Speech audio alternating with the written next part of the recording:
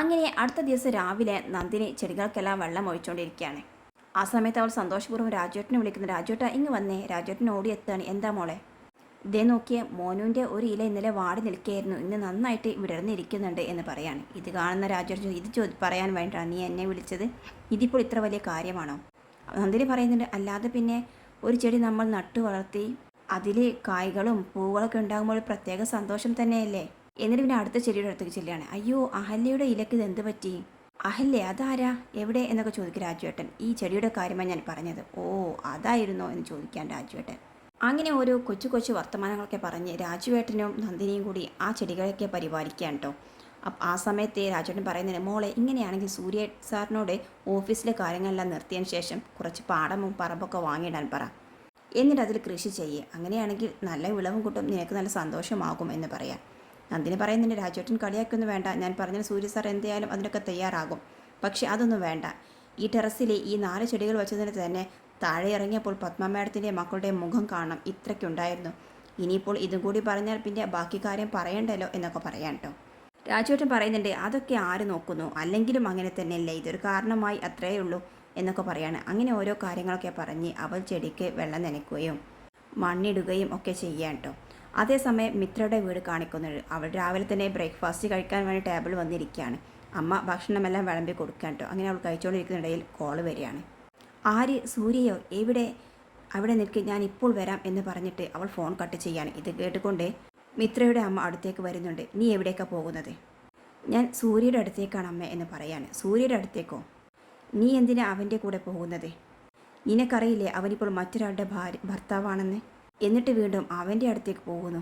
നിനക്ക് നാണമില്ല? ഇത്രയ്ക്ക് അനുഭവിച്ചത് കൊണ്ട് മതിയായില്ലേ എന്നൊക്കെ ചോദിക്കുകയാണ്. ഇത് കേൾക്കുന്ന മിത്ര ആകെ വയലൻ്റ് ആവാണ്. ഈ കാര്യത്തിൽ മമ്മി എന്നെ ഉപദേശിക്കാനൊന്നും വരണ്ട, ഞാൻ എനിക്ക് ഇഷ്ടമുള്ളത് പോലെ ചെയ്യാം. എൻ്റെ ജീവിതത്തിൽ ഒരു പുരുഷനുണ്ടെങ്കിൽ അത് സൂര്യ തന്നെയായിരിക്കും. ഈ കാര്യവും പറഞ്ഞ് എന്നെ ഉപദേശിക്കാൻ വന്നാൽ പിന്നെ മമ്മിയാണെന്ന് ഞാൻ നോക്കില്ല, വിവരം അറിയും എന്നൊക്കെ പറഞ്ഞ് അവൾ കൈ ചൂണ്ടിക്കൊണ്ട് അമ്മയെ ഭീഷണിപ്പെടുത്തിയിട്ട് അവിടെ നിന്നും ഇറങ്ങാൻ കേട്ടോ. ശേഷം മിത്ര ഒരു ഹോട്ടലിലേക്ക് കയറി ചെല്ലാണ്. അവരുടെ ഓർഡർ എടുത്തൊരാൾ നിൽപ്പുണ്ടായിരുന്നു. മാഡം, ഞാനാണ് മാഡത്തെ വിളിച്ചത്. സൂര്യ എവിടെ എന്ന് ചോദിക്കുന്നുണ്ട് അവൾ.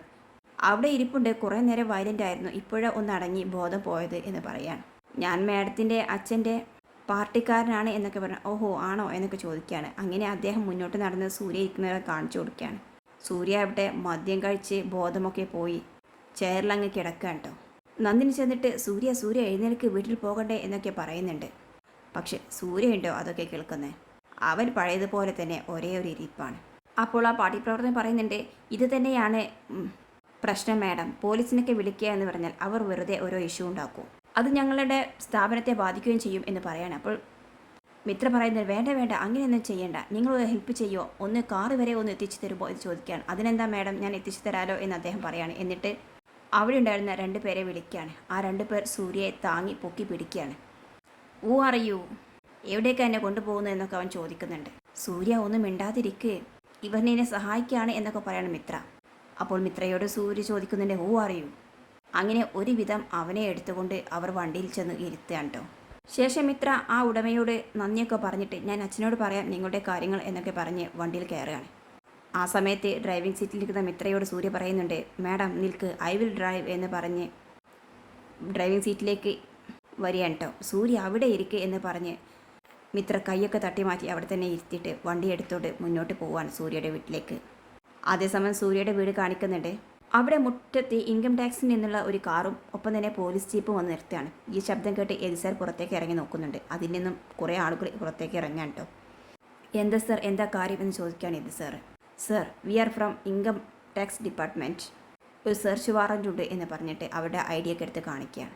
അപ്പോഴാണ് പത്മ അവിടേക്ക് വരുന്നത്. എന്താ എന്ന് ചോദിക്കുന്നുണ്ട് സാറിനോട്. അപ്പോൾ ഇത് സാർ പറയുന്നത്, ഇവർ ഇൻകം ടാക്സിൽ നിന്നാണ് റെയ്ഡിന് വേണ്ടി വന്നതാണ് എന്ന് പറയാൻ കേട്ടോ. അപ്പോൾ പത്മ അവരോട് പറയുന്നുണ്ട്, സാർ എൻ്റെ കമ്പനി കാര്യങ്ങൾ കൃത്യമായിട്ടും എല്ലാ മാസവും ഞാൻ അവിടെ ബോധിപ്പിക്കാറുണ്ട്, ഇന്ന് വരെ ഒരു വീഴ്ചയും അക്കാര്യത്തിൽ ഉണ്ടായിട്ടില്ല, പിന്നെ എന്തിനാണ് ഒരു റെയ്ഡ്? അപ്പോൾ അതിലൊരാൾ പറയുന്നുണ്ട്, ഇതൊരു റൂട്ടീൻ പരിശോധന മാത്രമാണ്, നിങ്ങൾ ഞങ്ങളോട് സഹകരിക്കണം എന്ന് പറയാണ്.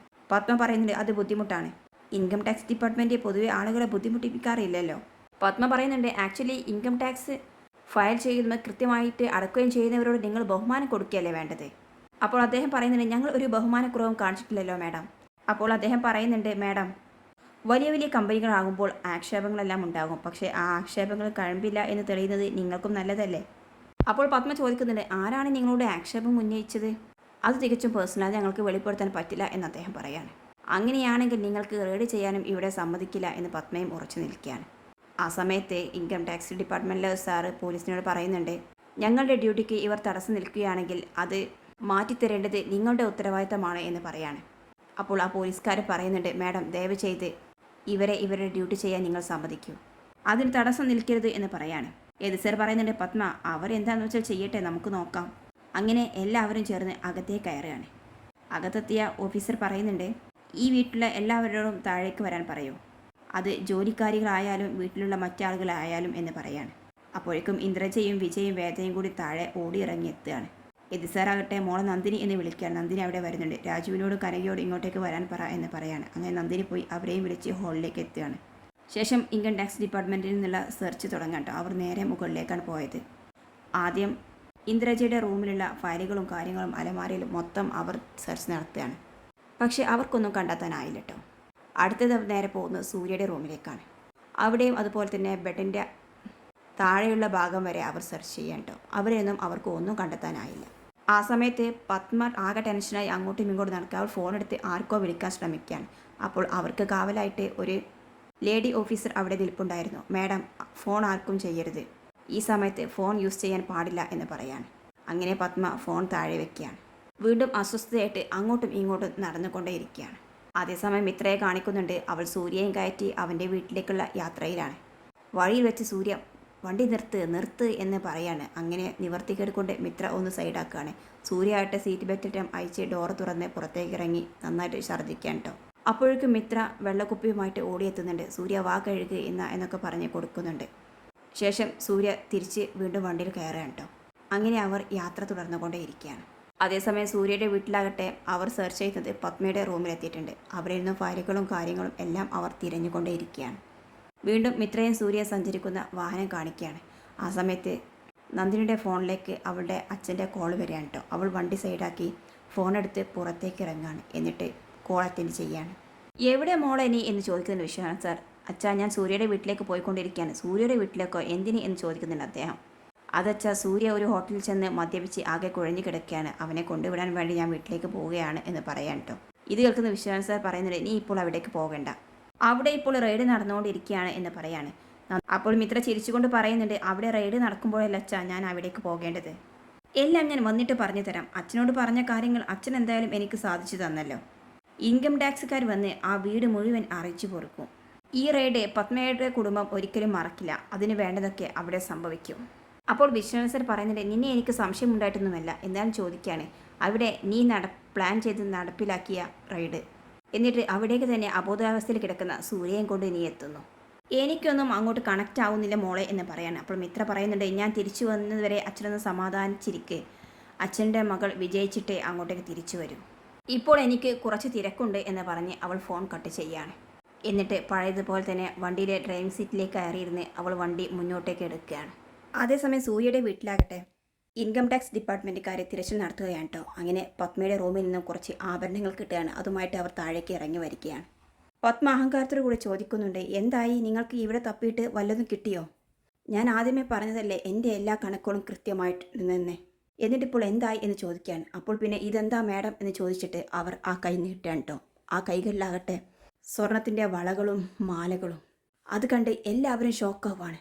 മാഡം, ഇത് നിങ്ങളുടെ വീട്ടിൽ നിന്ന് കിട്ടിയതാണ്, ഞങ്ങൾ പറഞ്ഞത് ശരിയല്ലേ എന്ന് ചോദിക്കുന്നുണ്ട്. അപ്പോൾ ഞങ്ങൾക്ക് കിട്ടിയ വിവരവും തെറ്റല്ല, ഇതെല്ലാം മറച്ചു വെച്ചിട്ടാണോ നിങ്ങൾ ഞങ്ങളെ കബളിപ്പിക്കുന്നത് എന്ന് ചോദിക്കുകയാണ്. പത്മയാകെ ദേഷ്യത്തോട് കൂടിയിട്ട് ഇല്ലാതായി നിൽക്കുകയാണ്.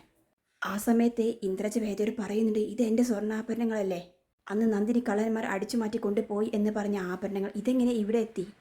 അപ്പോൾ അവളാണ് ഇതിൻ്റെ പിന്നിലല്ലേ എന്ന് ചോദിക്കുന്നുണ്ട്. ഇത് കേൾക്കുന്ന പത്മ തിരിഞ്ഞു നോക്കിയാണ്. എന്താടി ഇത് എന്ന് ചോദിക്കുകയാണ്. അപ്പോൾ ഇന്ദ്രജ പറയുന്നുണ്ട്, മമ്മി, അന്ന് നന്ദിനി പറഞ്ഞില്ലേ ഈ വീട്ടിൽ നിന്നും കുറച്ച് ആഭരണങ്ങൾ കള്ളന്മാർ കൊണ്ടുപോയി എന്ന്, എൻ്റെ അതേ ആഭരണങ്ങളാണ് മമ്മി ഇതെല്ലാം എന്ന് പറയാണ്. ഓഹോ, അത് ശരി, ഇപ്പോൾ കാര്യം മനസ്സിലായി എന്ന് പറയാണ്. ഇതിൻ്റെ പിന്നിൽ കളിക്കുന്നത് ആരാണെന്ന് ഇപ്പോൾ എനിക്ക് നല്ല ബോധ്യപ്പെട്ടു. ഇത് മനഃപൂർവ്വം കരുതി കൂടി തന്നെ നടത്തുന്ന ഒരു ഇൻഫർമേഷൻ ആയിരുന്നു. എവിടെയൊക്കെ എന്നെയും എൻ്റെ കുടുംബത്തെയും തരം താഴ്ത്താൻ പറ്റുമോ അവിടെയെല്ലാം ഇവൾ കയറി ഇറങ്ങിക്കോളും. നന്ദിനി ഇങ്ങ് വാടി എന്ന് പറയാണ് ഇന്ദ്രജ. അങ്ങനെ നന്ദിനിയോട് ചോദിക്കുന്നത് നന്ദിനി പറയുന്നുണ്ട് എനിക്കറിയില്ല മാഡം, ഞാനല്ല എന്നൊക്കെ പറയാണ്. പിന്നെ എങ്ങനെയാടി ഈ ആഭരണങ്ങൾ എൻ്റെ റൂമിൽ വന്നത്? ഞാനറിയാതെ ആ ആഭരണം എങ്ങനെ എൻ്റെ റൂമിലെത്തും? അങ്ങനെ നടന്നിട്ടുണ്ടെങ്കിൽ അതിന് പിന്നിൽ നീയാണ് എന്ന് തന്നെ പറയാൻ കേട്ടോ. നീ ഇവിടെ ഞങ്ങൾക്ക് മുന്നിൽ ഒരു നാടകം കളിക്കുകയായിരുന്നു അല്ലേ? ഇങ്ങനെ പറഞ്ഞിട്ട് നന്ദിനിയെ പിടിച്ച് പുറത്തേക്ക് തള്ളുകയാണ്. ഇനി നീ ഈ വീട്ടിൽ വേണ്ട, ഇറങ്ങിക്കോണം ഇവിടെ നിന്നും എന്ന് പറയാൻ കേട്ടോ. ആ കറക്റ്റ് സമയത്ത് തന്നെയാണ് സൂര്യയുമായിട്ട് മിത്ര അവിടെ എത്തുന്നത്. ആ കാഴ്ച കാണുമ്പോൾ മിത്രക്ക് കാര്യം മനസ്സിലായി. അവൾ ഉള്ളിൽ ചിരിക്കുകയാണ്. എന്നിട്ട് ഒന്നും അറിയാത്തതുപോലെ ഇറങ്ങാണ്. മിത്രയുടെ കൂടെ സൂര്യയെ കണ്ടതും എല്ലാവരും ഒന്ന് ഷോക്കാവുന്നുണ്ട്. സൂര്യ നീ എന്ന് ചോദിക്കുന്നുണ്ട് ഏത് സാറ്. മിത്ര പറയുന്നുണ്ട് അങ്കിൾ തെറ്റിദ്ധരിക്കേണ്ട, സൂര്യ എനിക്ക് ഒരു ഹോട്ടലിൽ നിന്നും ഇങ്ങനെ ബോധം പോയ നിലയിൽ കിട്ടിയതാണ്, അതുകൊണ്ട് ഞാൻ ഇവിടെ തിരികെ ഏൽപ്പിക്കാമെന്ന് കരുതി വന്നതാണ് എന്ന് പറയാൻ കേട്ടോ. സൂര്യ പറയുന്നുണ്ട് എന്താണ് ഇവിടെ പ്രശ്നം, എന്താ നന്ദിനി, എന്തിനാണ് നീ കരയുന്നത് എന്നൊക്കെ ചോദിക്കുകയാണ്. അപ്പോൾ പത്മ പറയുന്നുണ്ട് നിന്റെ പതിവ്രതയായ ഭാര്യ ഇപ്പോൾ ഇവിടെ വലിയൊരു മഹാകാര്യമല്ല ചെയ്തിരിക്കുന്നത് എന്ന് പറയാൻ. എന്നിട്ട് കാര്യങ്ങളൊക്കെ എക്സ്പ്ലെയിൻ ചെയ്യാൻ കേട്ടോ. അപ്പോൾ സൂര്യ എതിർക്കാണ്. ഇല്ല, നന്ദിനി ഒരിക്കലും ഇങ്ങനെ ചെയ്യില്ല, അതെനിക്ക് നന്നായിട്ടറിയാം. നന്ദിനി ആകട്ടെ മാഡം പ്ലീസ് ഞാനൊന്നും ചെയ്തിട്ടില്ല, എന്നെ ഒന്ന് വിശ്വസിക്കുക എന്ന് പറഞ്ഞ് പത്മയുടെ മുന്നിൽ കൈ കൂപ്പി കരഞ്ഞുകൊണ്ട് അപേക്ഷിക്കാണ്. പത്മയാകട്ടെ ഇതൊന്നും കാതോർക്കാതെ അകത്തേക്ക് ഒറ്റ കയറിപ്പോക്കാണ്. എന്നിട്ട് സോഫയിലിരുന്ന് ദേഷ്യത്തോടു കൂടി നിൽക്കുകയാണ് കേട്ടോ.